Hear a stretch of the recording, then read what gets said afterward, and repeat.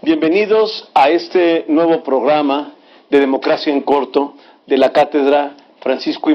Madero sobre democracia.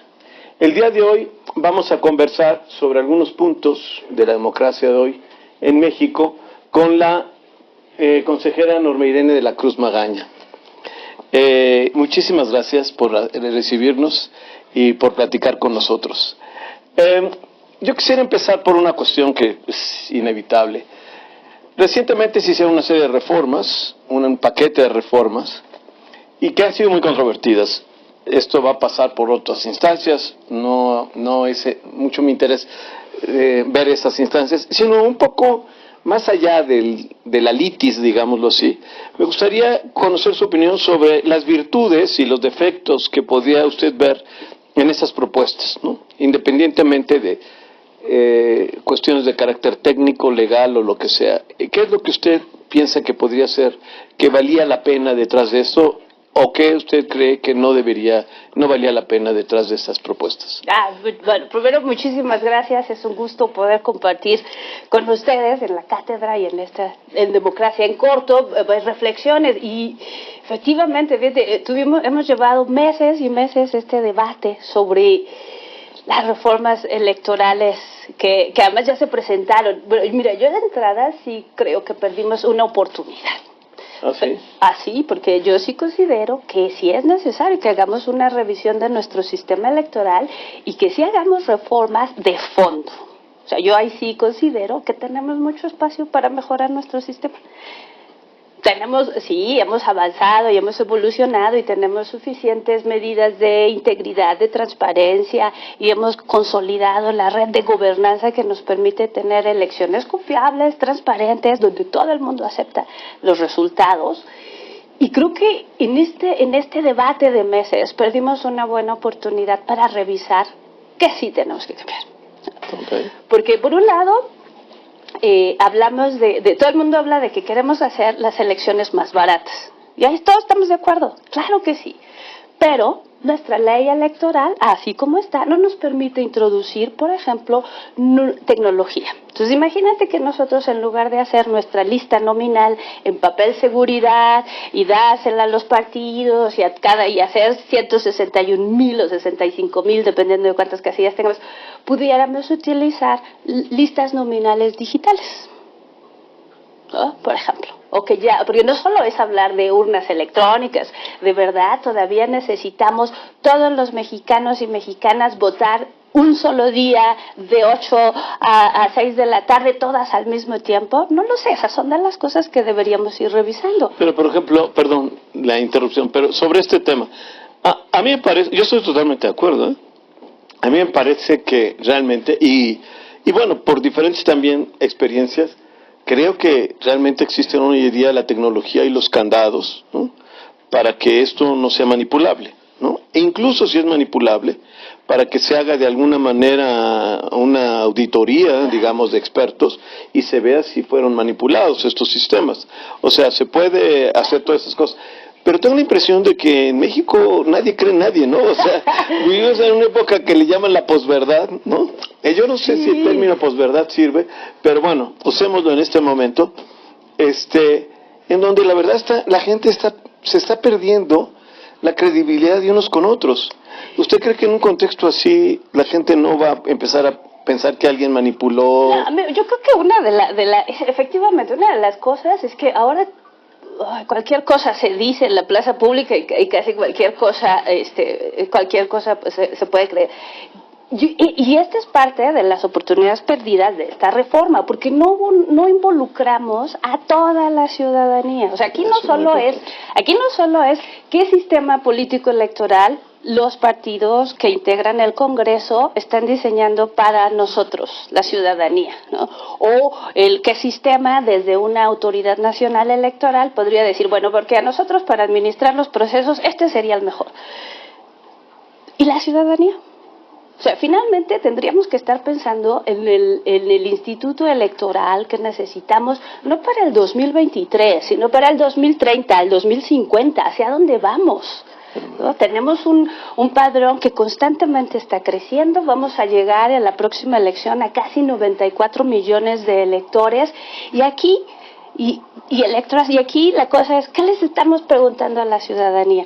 Nos dicen, desconfiamos. Yo ahí tengo, divido a la ciudadanía y al electorado como en tres categorías. Tenemos este grupo que aprendió y vivió las elecciones en un momento donde había un partido de Estado, ¿no? Donde tuvieron que la lucha para la participación, ¿no?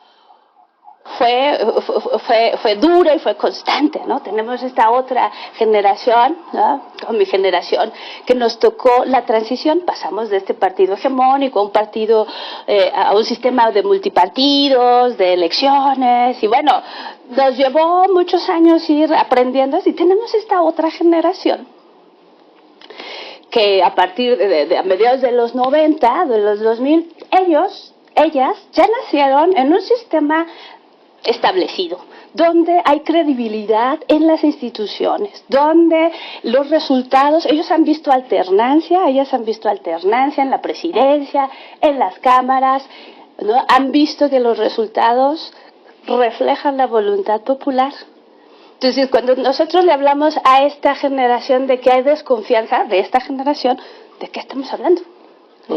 ¿No? Porque yo le preguntaba a mis alumnos en la universidad, les decía, ¿ustedes saben qué es un rasurado del padrón?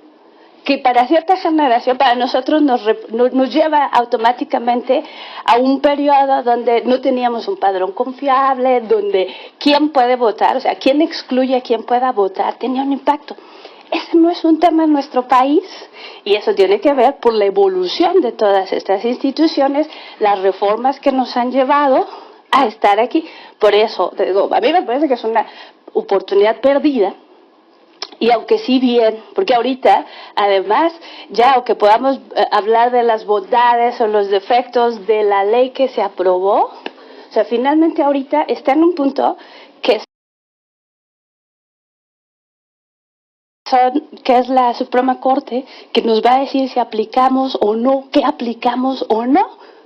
Entonces, aquí hace el análisis de qué puede ser favorable o desfavorable, se rebasa un tanto, porque ni siquiera tenemos la certeza de qué legislación vamos a aprobar. Obviamente, desde el Instituto Nacional Electoral, pues cumpliremos con la ley que nos den, y con eso vamos a organizar el proceso que viene. No, bueno, definitivamente. Y además, sí, yo si entiendo bien, coincido, pues ya esto se volvió otra cosa, ¿no? Por eso yo hablaba de las virtudes, independientemente de la litis que se ha desarrollado, y que seguirá otra lógica, efectivamente. ¿Alguna otra cosa, o cuáles serían, por ejemplo, las limitaciones que pudo haber tenido? Yo creo que hay varias. Yo creo que entre las más escandalosas, porque por un lado, por ejemplo, cuando hablamos de y esto porque tiene un impacto numérico muy claro. En el proceso electoral pasado, a través del INE, de acuerdos y sentencias, obligamos a los partidos políticos a integrar para las fórmulas para la Cámara de Diputados por lo menos 50 fórmulas para grupos vulnerables, ¿no? Entre indígenas, personas con discapacidad, afromexicanos, mexicanas y mexicanos residentes en el extranjero. Y resultado de esa política es que ahorita de las 500 diputadas y diputados que tenemos, 65 pertenecen a estos grupos vulnerables. En este plan que se aprobó, o sea, por un lado diríamos, qué buena onda, ya incluyeron las acciones afirmativas para grupos vulnerables en la ley, porque antes no estaba. Pero, o sea, lo agregan, pero dicen que pueden ser hasta 25 fórmulas, no 50 como hicimos en el 2020-2021, sino hasta 25 con los grupos vulnerables. Entonces, eso, por ejemplo, si lo aplicáramos, podría ser una regresión, porque nosotros tendríamos que ir, o sea, el Estado mexicano tiene una visión garantista de derechos, ¿no? Tú cada vez progresiva, tú tienes que tener más derechos, no menos derechos, sobre todo que si eres parte de estos grupos que han sido históricamente discriminados, y entonces en cada acción que vas haciendo es para que tengan más espacios, no menos.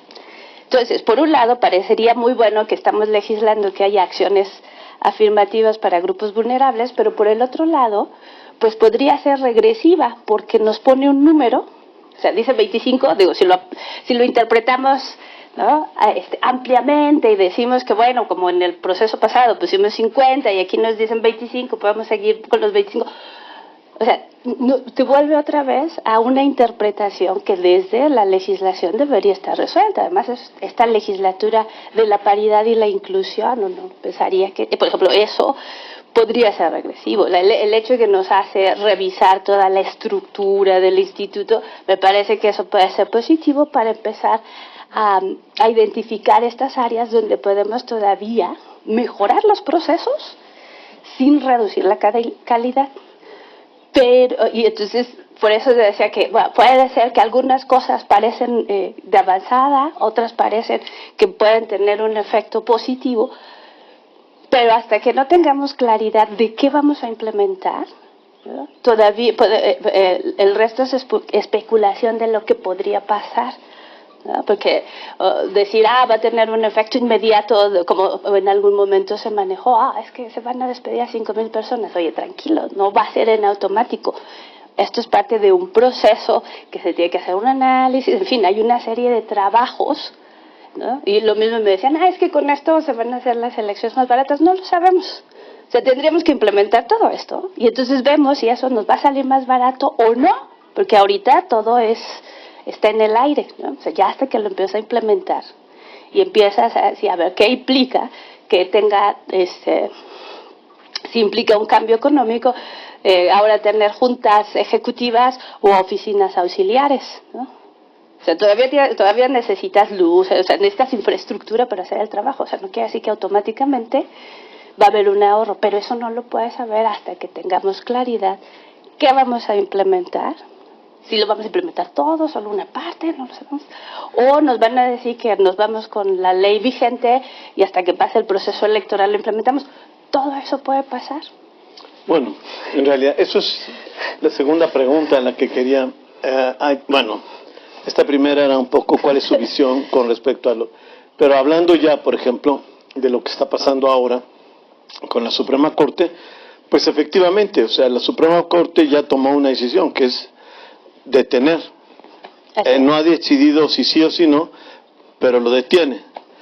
Algo que llevaría eventualmente, si no se hace pronto la respuesta, a que ya no se pueda aplicar para estas elecciones. Efectivamente, porque nuestro proceso electoral, o sea, así como estamos ahorita en este momento, días de abril, estamos con la legislación antes de la elección. Sí, y en esa legislación, el proceso electoral empieza el primer domingo de septiembre.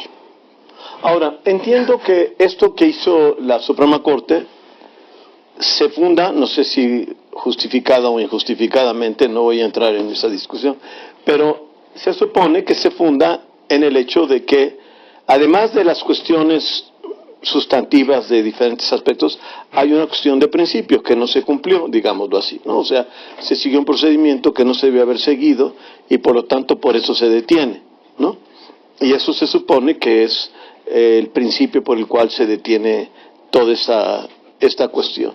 ¿Usted cómo lo ve esto? O sea, ¿usted cree que, suponiendo, haciendo una abstracción, yo sé que aquí hay todo tipo de... No me chupo el dedo, yo sé que hay, pero digamos que tratando de ser lo más... que eso es además lo que buscamos, sí. Debo decir, de nuestra parte, no de usted, no estamos pidiendo que usted sea, pero de parte de nosotros, todo lo que hacemos en la cátedra trata de ser lo más objetivo posible y evitando entrar en descalificaciones y todas esas cosas. Entonces, por eso le pregunto, ¿usted cómo ve esta parte? ¿Usted cree que podrían de alguna manera abrirse la discusión, el debate en la Suprema Corte sobre los aspectos sustantivos o no debería hacerse en este momento? Híjole, es que aquí hay, por ejemplo, el Instituto Nacional que presentó una controversia, va sobre dos argumentos. Uh-huh. Yo el primero que ahí hablabas, o sea, finalmente uno del primer argumento que a mí me parece, pero esa es una interpretación personal, que me parece es el más sólido, porque efectivamente a la hora de cómo se hace el proceso legislativo, o sea, tú tienes aquí el legislativo tiene sus propios procedimientos para hacer las sesiones, para votar las leyes, o sea, tienen un procedimiento que tienen que seguir, así como nosotros tenemos que seguir. Y ahí hay, o sea, lo que nos queda claro es que hay partes de ese proceso que no se cumplió, ¿no? Eso y no lo decimos nosotros. Si tú ves el proceso, o sea, tú ves cómo fue la convocatoria, cómo se discutió, o sea, no siguieron al pie de la letra sus propios procedimientos. Eso puede ser una causal. Sí, sí. ¿Sería? Eso es el argumento, entiendo, que está usando la Suprema Corte. O por lo menos el miembro de la Suprema Corte que propuso, o sea, que se detuviera. ¿no? Que ahí incluso, si la Suprema Corte toma este argumento como el principal argumento para declararlo inconstitucional, ya no tendría que entrar en el al fondo, o sea, porque primero es el procedimiento para llegar ahí no se cumplió. Exactamente. O sea, ya que llegamos ahí, ya meternos a revisar el fondo, y ahí pues ahora sí que las ministras y los ministros tienen esa tarea, que ¿no? Porque finalmente eso es lo que nos va a dar esa claridad, ¿no? Entonces, pero aquí otra vez, yo personalmente considero que el argumento más sólido es este, que no se siguió todo el procedimiento. O sea, más allá de las posibles afectaciones a derechos que esta reforma puede tener, porque en varias de estas posibles afectaciones, son, como diría, les encantan los abogados, yo no soy abogada, pero dicen que son eventos futuros de realización incierta que pueden o no afectarte. O sea, en este momento todavía decir, es que con esta reforma se afecta el derecho a votar libremente, bueno, o sea, ahorita eso no lo puedo probar, pero que no se siga el procedimiento, ahí están sus minutas. O sea, si está de acuerdo con que hubo el problema de que no se cumplió con el procedimiento. Pero otra vez, esa es mi interpretación de cómo ve el proceso, y sí me parece, pero otra vez, a mí me parece que ese es el argumento más sólido. Okay. Pero pues yo no estoy en la... Yo no soy ministra, y ellos son los que van a votar. Pero es un punto muy importante, porque creo que sí es el punto sobre el cual se detuvo todo esto. No se entró a la parte todavía. Exactamente, no se entró simplemente por procedimiento. Es más, lo que yo entiendo que pasó, digamos, tal como lo leí, sin ninguna interpretación, es que en realidad se obvió algo que se puede obviar en otros casos, pero no en una reforma como esta, y que está claramente y explícitamente escrito, que en este caso no se puede obviar, y por lo tanto se pudo hacer rápidamente porque se obvió algo que en principio no se puede obviar. No, entonces, y otra vez, ahí la interpretación que nos den ahora sí los ministros y las ministras de si cumplieron o no. ¿No? Porque, o sea, es que los procedimientos son muy importantes. O sea, si no seguimos nuestros procedimientos, y hace rato estaba leyendo ahí una noticia y me acordaba de, por ejemplo, que pasó en la elección presidencial en el 2017 en Kenia. ¿No? Hicieron una elección con un nuevo sistema para conteos rápidos y todo, querían hacerlo muy rápido, que hubo gente que no utilizó el sistema, sino empezó a mandar sus Excels. Hubo, por supuesto, impugnaciones, porque no siguieron los procedimientos, se anuló la elección, tuvieron que volver a organizar la elección presidencial, el resultado fue el mismo, pero ahora sí siguieron los procedimientos. Sí, claro. Entonces, no necesariamente el no haber cumplido no necesariamente cambia el resultado. No, o sea, aquí había una cosa que te decía, no, es que, o sea, no hubo fraude, no, o sea, no hubo nada de eso, pero no se siguió un procedimiento y eso le restó credibilidad a la hora de anunciar resultados.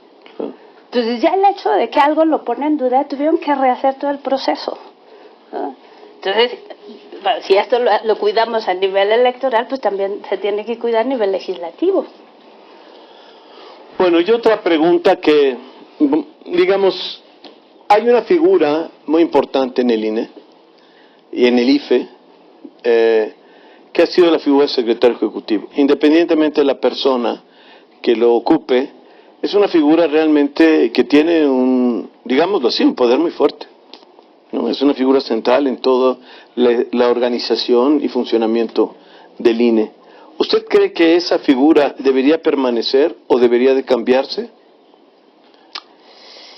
Esa es una de las cosas que podíamos hablar de las propuestas que venían en el Plan B, porque nos obliga a revisar. O sea, cómo está la estructura de nuestro instituto electoral. Yo creo, pero otra vez, ¿no? O sea, yo ahí sí considero que tenemos espacio para mejorar la estructura, mejorar la organización, mejorar cómo funciona la Junta General Ejecutiva, ¿no? O sea, yo ahí sí creo que hay mucho espacio, ¿no? Y que es una de estas oportunidades perdidas, porque te mandan, o sea, en el plan B, ¿no? Te dicen, que se quite el secretario ejecutivo, o sea, quitan una serie de cosas. Y dices, bueno, es una oportunidad perdida, porque sí nos da la oportunidad de hacer una revisión de nuestra estructura y qué es lo que necesitamos, porque a ver, no es lo mismo la figura de secretario ejecutivo que necesitabas en los 90, ¿no? O a principios del año 2000. Tanto el momento político, de estabilidad, de credibilidad y de donde estás en esta consolidación de la autoridad electoral, ¿no? O sea, era necesario tener una estructura así, ¿no? Tanto vertical. Pero estamos en el 2023. Entonces ahora también estamos en otro momento. Yo creo que sí es parte de esta reflexión que al interior tenemos que hacer. Seguimos con la misma estructura que teníamos en los 90, en el 2023, pues tenemos que pensar para el futuro, no para atrás. Sí tendríamos que estar revisándolo. Yo hoy sí creo que tenemos mucho espacio para revisarlos y bueno, ahorita, como tenemos esta legislación actual, pues tendremos que hacer los nombramientos correspondientes, ¿no? Porque tenemos que cumplir la ley que tenemos. Bueno, hay un tema que siempre ha sido controvertido, digamos, y lo planteo como experiencia en la universidad. Yo realmente he hecho mi vida en la universidad. Nunca he tenido otro cargo que básicamente ser universitario. Y, por ejemplo, muchas de mis colegas, desde hace miles de años, o sea, el feminismo no empezó ni ayer ni antier, hace muchos años, siempre ha habido una visión diferente, y hoy en día ha habido una visión diferente. Por ejemplo, con respecto a las cuotas de mujeres, etcétera, y hoy vemos eso, digamos, ¿no? Ahora prácticamente son casi, hay seis. Una más, ¿no? Hay una más, ¿no? Bueno, eso está muy bien, digamos, en principio no está nada mal. Ahora, quienes se han opuesto, mujeres feministas, a ese tipo de cosas, lo que han cuestionado es que esto se haga en abstracto, digamos, ¿no? Que se pongan cuotas de 6 mujeres y no que se vean procedimientos en donde verdaderamente por calidad, por competencia, ¿no? O sea, no como una cifra fija, sino como algo que se abren nuevas posibilidades, las personas que entran pueden progresar, etcétera, pueden serlo. ¿Qué piensa de eso? Yo le voy a decir una cosa para que quede claro. No, es un tema muy viejo. Sí. Es un tema muy viejo y a mí me tocó vivirlo.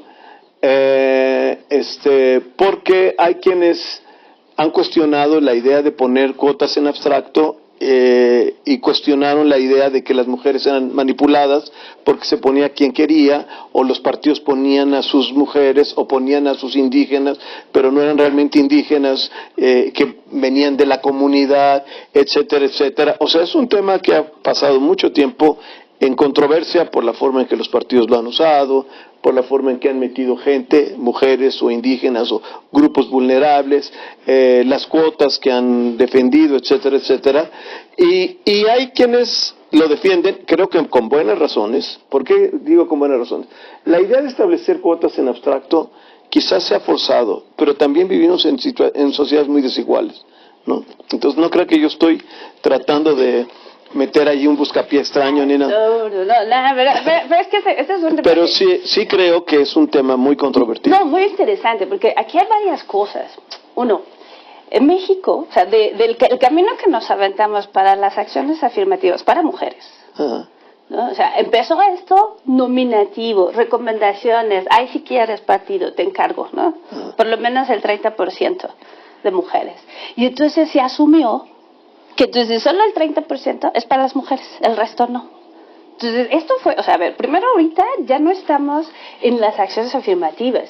Desde el 2014 tenemos paridad en candidaturas. Desde el 2019 es un principio constitucional y dice paridad en todo. Y paridad en todo es todo. Todo, no solo las elecciones, todo es todo el Estado mexicano. Que además es muy curioso, o sea, ahorita en el INE tenemos por primera vez 6 consejeras. La primera vez que hay más mujeres. Con la composición cuando éramos 5, en el 2020, se notó la diferencia. El que hubiera 5 consejeras logró una masa crítica que permitió que avanzáramos tremendamente. O sea, tan así que en 2 años tenemos 9 gobernadoras. Y en la historia de nuestro país, en 67 años que las mujeres pudieron votar, solo 7 mujeres fueron electas gobernadoras. Con los acuerdos que tuvimos que implementar, a pesar de que ya es un principio constitucional, logramos que de las elecciones pasadas a gubernaturas 9 fueran mujeres electas. Logramos que haya paridad en las cámaras.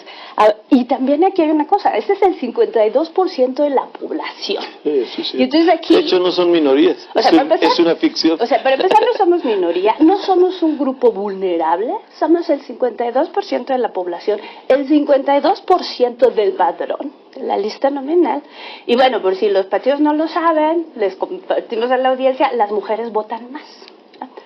Entonces, cuando hablas de que, y esta idea, y ahí es muy curioso porque nos enfrentamos a esta violencia simbólica para asumir. O sea, yo quiero ser consejera electoral y lo primero que me van a decir, es que eres mujer, ¿no? Es porque eres mujer, o sea, ya solo llegan ahí por la cuota, no por su capacidad. Y ese cuestionamiento no se lo hacen a los varones. A ver, en este proceso pasado de selección y en el que a mí me tocó competir también, o sea, a ver, ahí nos fuimos a inscribir, ahí todos tuvimos que cumplir los requisitos, hacer un examen, o sea, tú tienes que cumplir todos los requisitos. Y por ser mujer, o sea, no más por ser mujer, sí cuestionan tu capacidad. Si eres hombrecito, tengas o no tengas capacidad, tengas o no tengas experiencia, a ti no te van a preguntar, oye, ¿y tú por qué quieres ser consejero? ¿Con qué experiencia? Y tienes compañeras que llevan 30 años de experiencia electoral y les preguntan que por qué quieren ser consejeras. Entonces ahí ya hablamos de una violencia simbólica, o sea, política, que para empezar, tú como mujer política o servidora pública necesitas tener un titiritero. O sea, las mujeres no tienen autonomía para estar ocupando estos cargos. Entonces, esa es parte de las resistencias que tenemos. ¿Por qué? Porque mucha gente lo ve natural.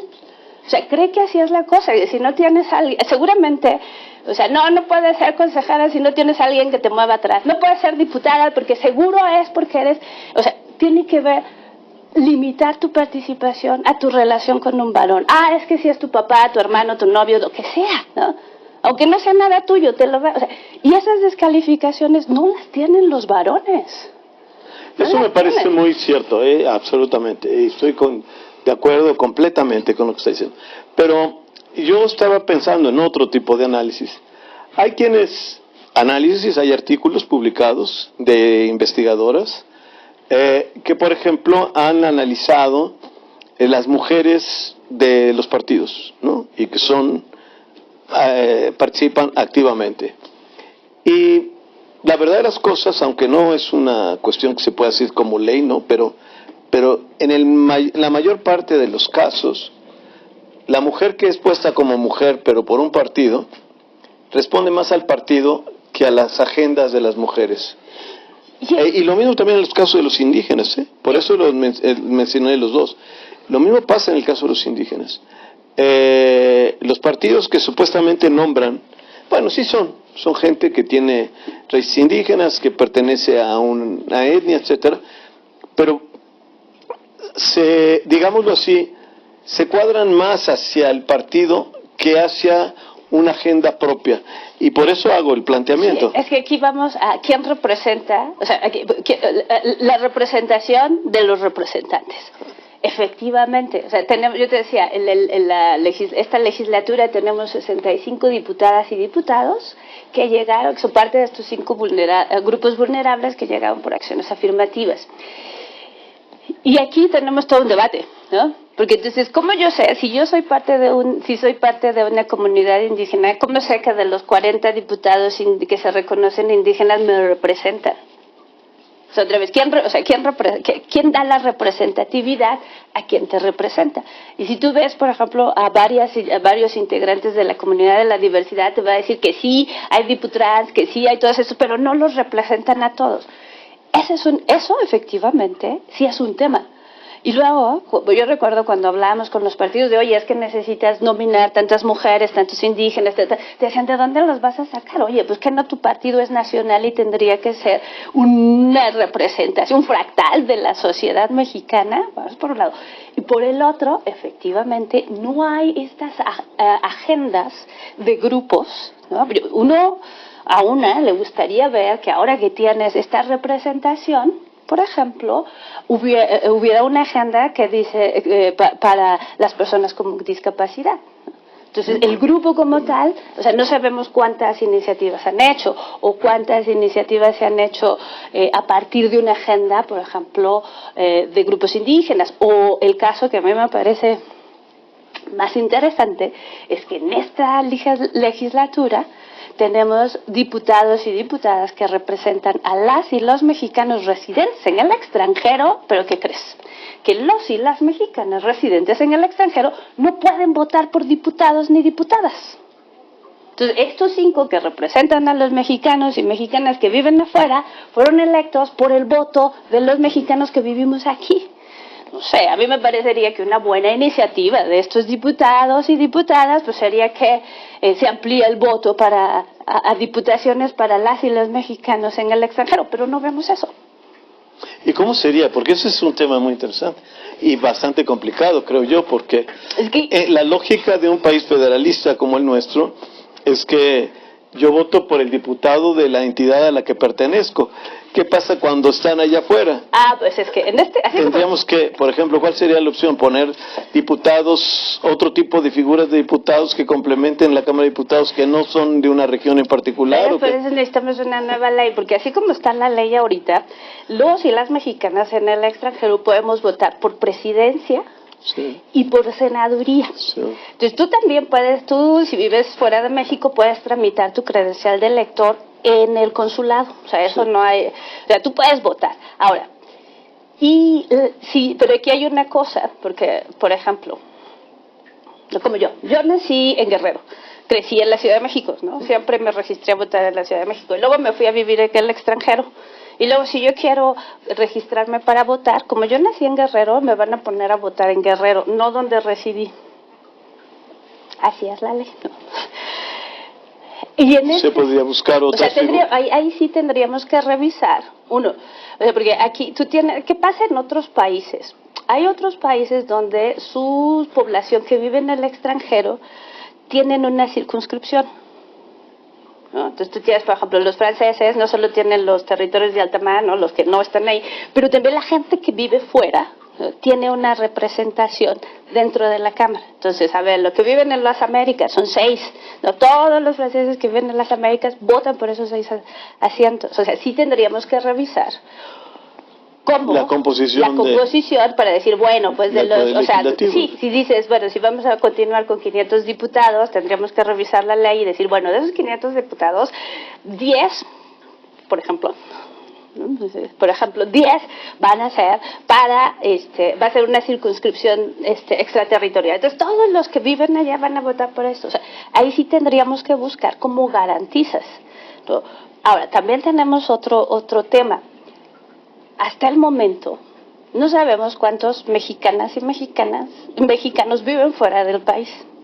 Entonces, si tú ves sí, eso es cierto también. O sea, hay mucha preocupación por Estados Unidos, pero no por otras partes del mundo. No, sin duda, la mayor parte de los mexicanos que viven fuera están en Estados Unidos, pero a lo mejor hay una población importante en Europa. En otros lados, ¿no? Y aquí también tenemos una cosa, porque tú para votar pues necesitas 2 cosas. Estar en la lista nominal y tener credencial de elector. Lo mismo para votar fuera del país. Entonces tendrías que ir, ya sea a tu consulado a registrarte, O si ya tienes credencial de elector que fue emitida en México, llamar al INETEL y decir, oye, voy a votar, no voy a estar en México, el próximo año, el próximo junio, voy a estar en Washington, quiero votar allá. Pero tienes que activamente llamar. Hasta el momento, a partir del 2016, nos podemos credencializar fuera del país. Hasta el momento tenemos alrededor, algo así como 1.2 millones de personas que han solicitado su credencial. A diferencia de lo que pasa en México, tú vas al módulo, la solicitas, regresas, la recoges y la verifican. Fuera del país no, tú vas, te inscribes, te toman la foto y la credencial te llega a tu casa para que no visites la oficina del consulado otra vez, pero tienes que activarla, ¿no? Llamar de ya la recibí y te la activan, ya, ¿no? Entonces, de esos, solo 800,000 y pico están activas. O sea, ya tenemos una parte que no la activó. La gente no la activó. O sea, tiene su credencial, pero no la activó. Entonces, de esos, de los que pueden votar, pues son las que los tienen activos, son estos 800,000. Okay. ¿No? Y aquí tenemos otra cosa. A nivel federal solo podemos votar por presidencia y senadurías. A nivel local, cada estado tiene diferente legislación. Entonces, tienes estados que sí permiten que puedas votar para gubernaturas. En el caso de Jalisco, Zacatecas y la Ciudad de México hasta tienen una diputación para migrantes, ¿no? Entonces, como cada estado es diferente. Por ejemplo, ahorita en tanto Coahuila como el Estado de México, ellos sí reconocen el voto de sus oriundos en el extranjero. Por eso estamos teniendo, cuando no hay proceso federal, no todos los estados tienen programas de voto en el extranjero. Entonces, esto, por ejemplo, son de las cosas que sí tendríamos que regular, una buena reforma que nos permita. Entonces, uno, ¿cómo garantizamos que todos aquellos mexicanos y mexicanas que en algún momento se fueron del país, o por razones económicas, de seguro, por lo que se haya ido, su país los expulsó? Entonces, ¿cómo hacemos que confíen otra vez en las instituciones del Estado mexicano para que vengan, se inscriban a la lista nominal, decidan votar y participar políticamente en la vida de un Estado que hace años les falló? Esos son de los temas que no hemos, de repente dicen, ay, es que tenemos que facilitarlo. Incluso en el PAN-B decía, puedes ir con tu pasaporte y tu cédula consular, y tú piensas, a ver, ¿cuántos mexicanos tienen pasaporte y cédula consular? Si tú lo ves en Estados Unidos, o sea, no es lo mismo que estés de manera legal o ilegal, que tienes agencia o no. O sea, si tú vives en la zozobra pensando que en cualquier momento te pueden deportar, creo que sería muy difícil que te intereses por temas políticos, porque tu realidad inmediata es otra. Entonces sí tendríamos que revisar cómo establecemos esa relación con la ciudadanía que está afuera, ¿no? Y te decía, ni siquiera sabemos cuántos son. La Secretaría de Relaciones dice 12, las organizaciones civiles te hablan de 30 millones ya de mexicanos de segunda y tercera generación en Estados Unidos y en otros lados. Entonces, ni siquiera tenemos un universo bien definido, pero tienen representación, pero no hay una agenda. Pero, o sea, y si hay una parte de la población de mexicanas y mexicanos residentes en el extranjero que sí quieren participar.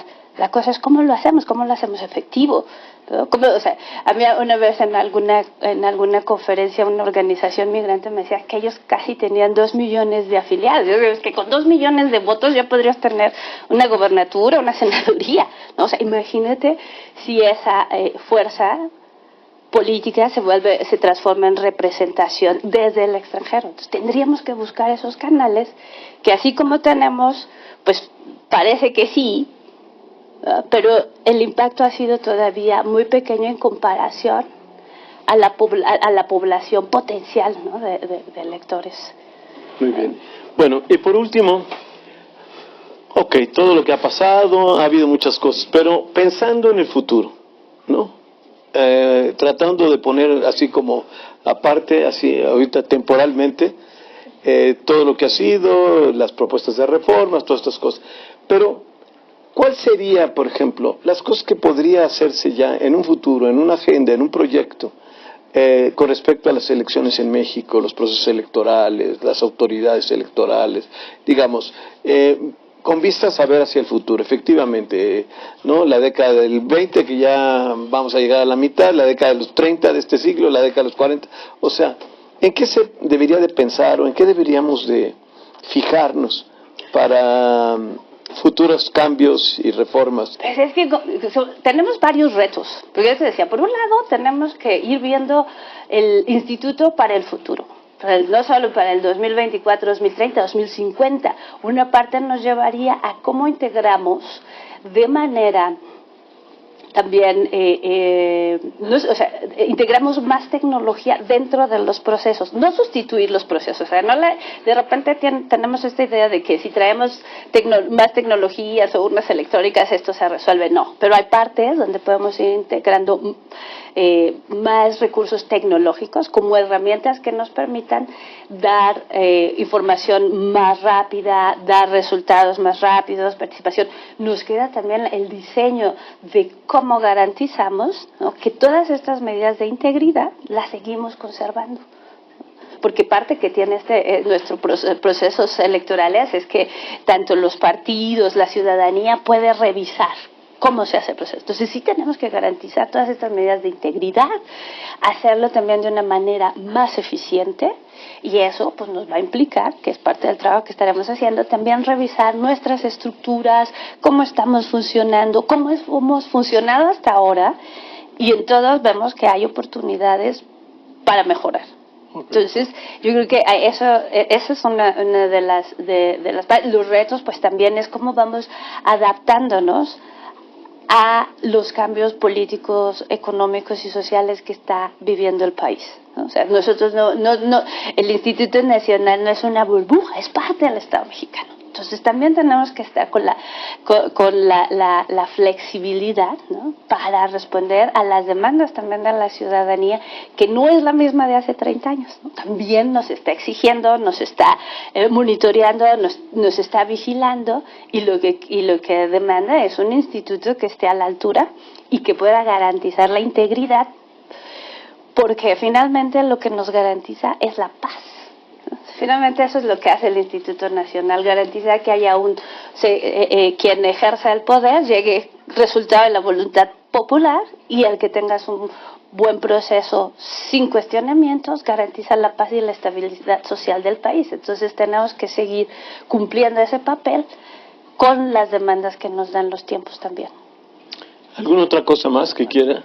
Pues muchísimas gracias, y seguimos aquí pendiente de los diálogos en corto de la democracia. Pues fue un gusto, muchísimas gracias, consejera de la Cruz. Realmente fue muy interesante la conversación, ya la subiremos pronto y ya le informaremos. Muchas gracias. Muchas gracias. Esto fue